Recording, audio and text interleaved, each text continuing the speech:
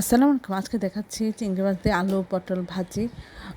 আমরা প্রথমে তেলের মধ্যে পেঁয়াজ কাঁচামরিচ দিয়ে সামান্য হলুদ লবণ এবং মরিচের গুঁড়ো দিয়ে চিংড়ি মাছগুলো মাখিয়ে রাখা সেই চিংড়ি মাছ দিয়েছি, আর আধা চামচ আদা বাটা, 10 রসুন বাটা দিয়ে এটা একটু ভেজে নিচ্ছি।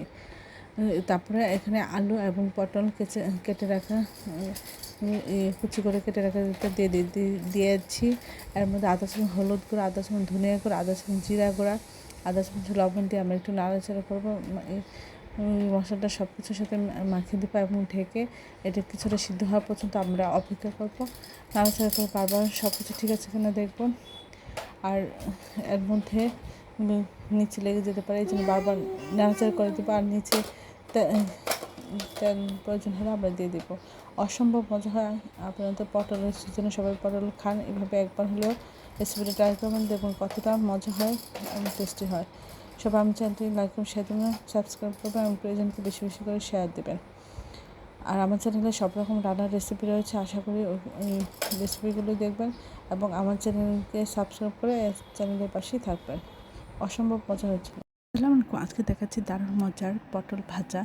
আমরা এখানে 1 চামচ মরিচের গুঁড়া, আধা চামচ হলুদ গুঁড়া, আধা চামচ ধনিয়া গুঁড়া, আধা চামচ জিরা গুঁড়া, আধা চামচ লবণ এবং আধা চামচ কম আদা বাটা, আধা চামচ কম রসুন বাটা, সব কিছু আমরা সামান্য একটু পানিতে গুলিয়ে নেব।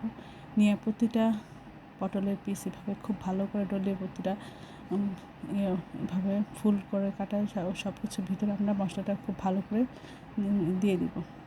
খুব ভালোভাবে মাখানো হয়ে গেলে আমরা তেলটা গরম করে আমরা লো হিট এভাবে আস্তে আস্তে ভেজে নেব। এই রেসিপিটা অসম্ভব মজা। এটা দেখতে যতটা সুন্দর, খেতেও অসাধারণ লাগে। আমরা এই ভাজাটা লো হিটে আস্তে আস্তে ভেজে নেব, খুব বেশি তেল লাগে না। আমরা এক পাশ ভেজে উল্টে অপর পাশ ভেজে নেব। অসম্ভব মজা হয়। আপনি আশা করি একবার হলেও এই রেসিপিটা ট্রাই করবেন, তাহলে বুঝতে পারবেন এটা কতটা মজার হয়। সবাই আমার চ্যানেলটি লাইক এবং শেয়ার দেবেন, সাবস্ক্রাইব করবেন এবং প্রিয়জনকে বেশি বেশি করে শেয়ার দেবেন। আমার চ্যানেলে সব রকম রান্নার রেসিপি রয়েছে, আশা করি সব দেখবেন।